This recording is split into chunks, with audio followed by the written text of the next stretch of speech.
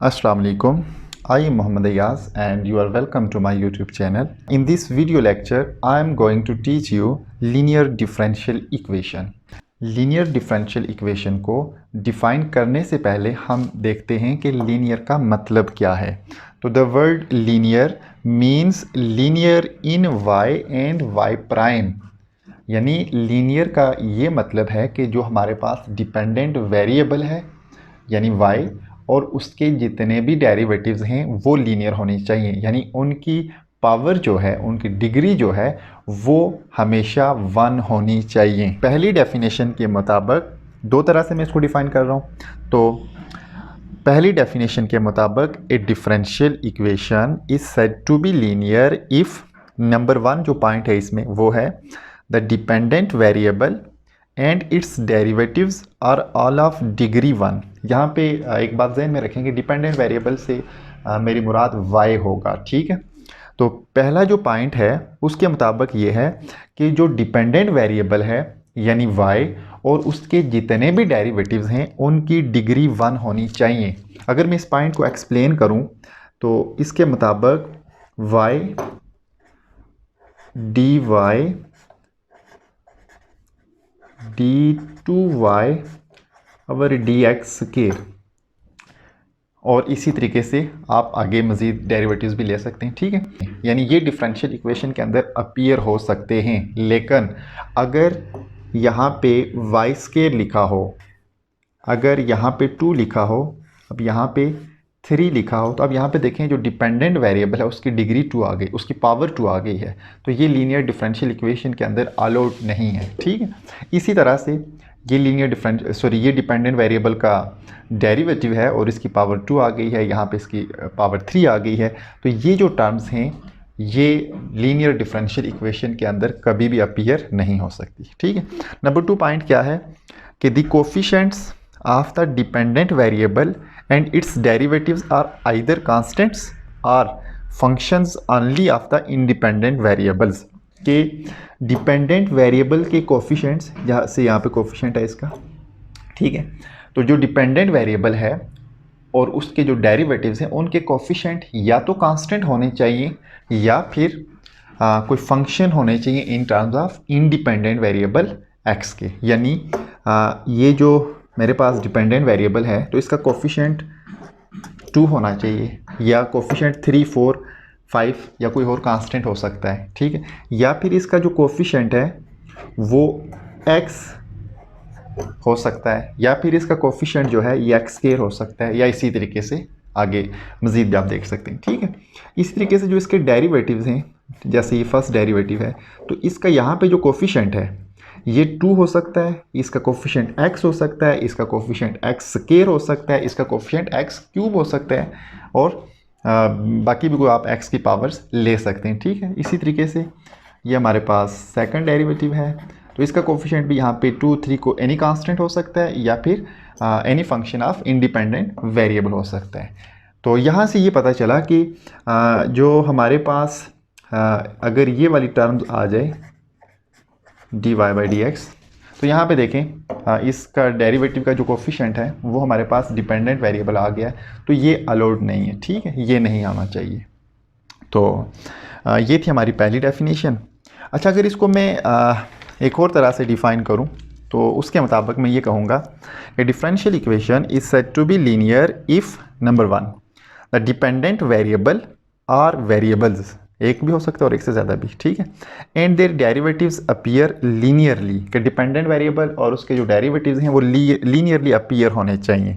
Linearly appear होने से मुराद ये है कि इनकी जो पावर्स हैं वो 1 होनी चाहिए, यानी फर्स्ट पावर होनी चाहिए, ठीक है। या फिर आप इसी बात को ये भी कह सकते हैं कि the power of each term involving y is 1।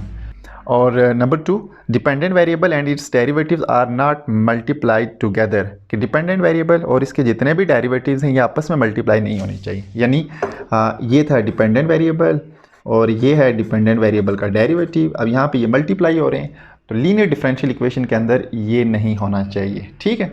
इसी तरीके से ये है डिपेंडेंट वेरिएबल और ये है इसका सेकंड डेरिवेटिव, तो यहाँ भी ये दोनों देखें आपस में मल्टीप्लाई हो रहे हैं, तो लीनियर डिफरेंशियल इक्वेशन के अंदर ये भी नहीं होना चाहिए, ठीक है। नंबर 3 पॉइंट जो है, no other functions of the dependent variables appear. Dependent variable के कोई दूसरे फंक्शंस जो हैं वो अपीयर नहीं होने चाहिए। तो दूसरे फंक्शन से मुराद ये है कि ट्रांसडेंटल फंक्शंस। तो ट्रांसडेंटल फंक्शंस कौन से होते हैं? ट्रांसडेंटल फंक्शन से मुराद ये है trigonometric functions, number 2 inverse trigonometric functions, inverse trigonometric functions, number 3 exponential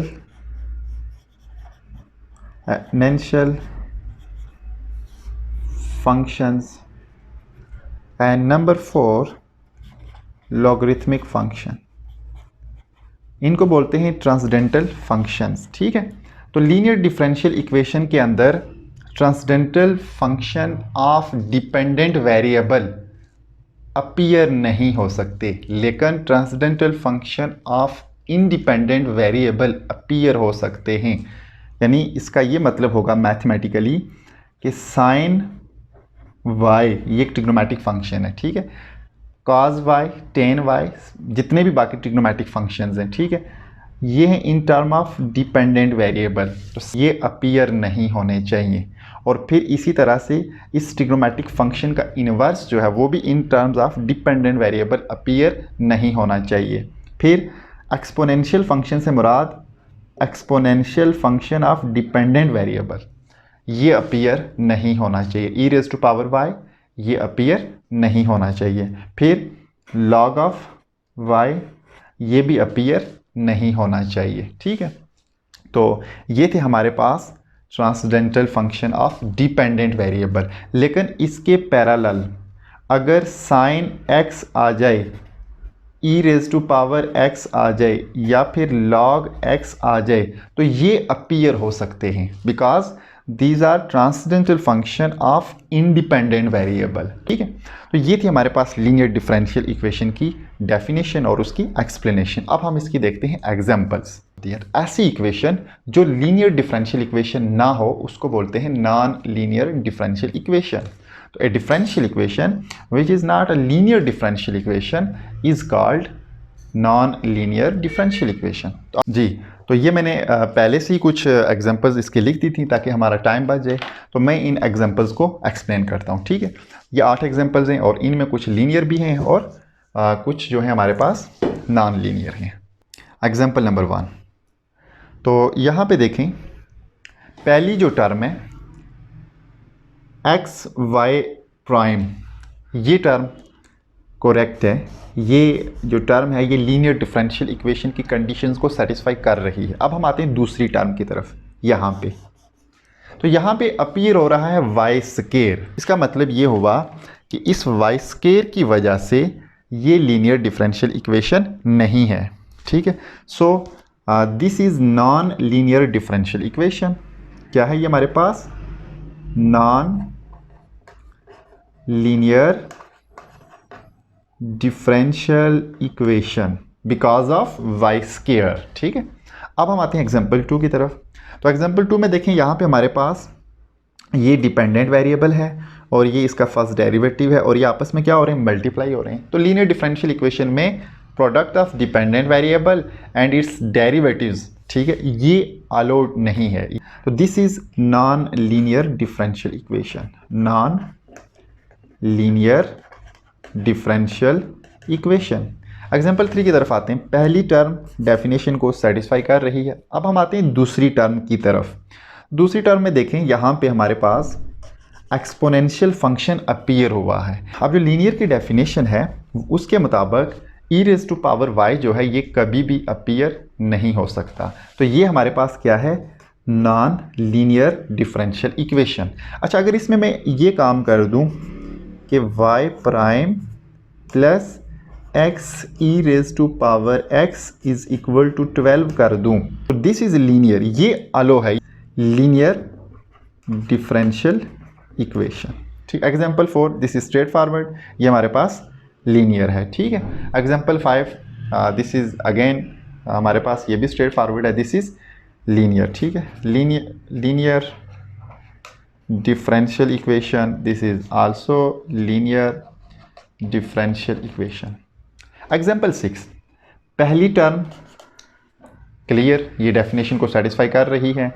दूसरी टर्म की तरफ हम आते हैं। यहाँ पे देखें, ये मेरे पास है y double prime, second derivative, second order derivative, और इसकी यहाँ पे जो पावर है वो है 2। तो हमने कहा था कि डिपेंडेंट वेरिएबल के किसी भी डेरिवेटिव की पावर जो है वो 1 से बड़ी नहीं होनी चाहिए। तो यहाँ पे देखें, इसकी पावर 2 है, it means this is non linear differential equation. तो ये भी हमारे पास क्या है, नॉन लीनियर डिफरेंशियल इक्वेशन।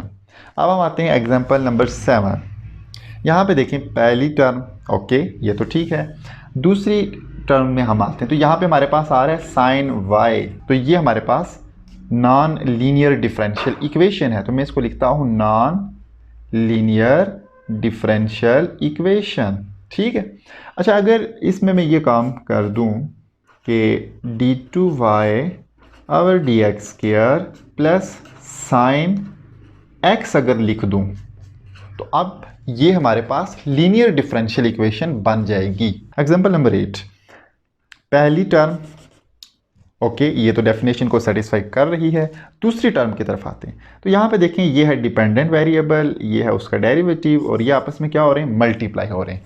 तो y dy by D x या y प्राइम, ये वाली टर्म लीनियर डिफरेंशियल इक्वेशन में कभी भी अपीयर नहीं होगी।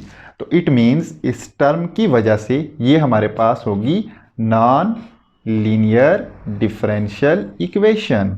तो ये था हमारा आज का लेक्चर, और आई होप आपने इसको अच्छे से समझ लिया होगा। अब मैं अपनी नेक्स्ट लेक्चर में आपको formation of ordinary differential equation पढ़ाऊंगा। तब तक के लिए अल्लाह हाफिज़।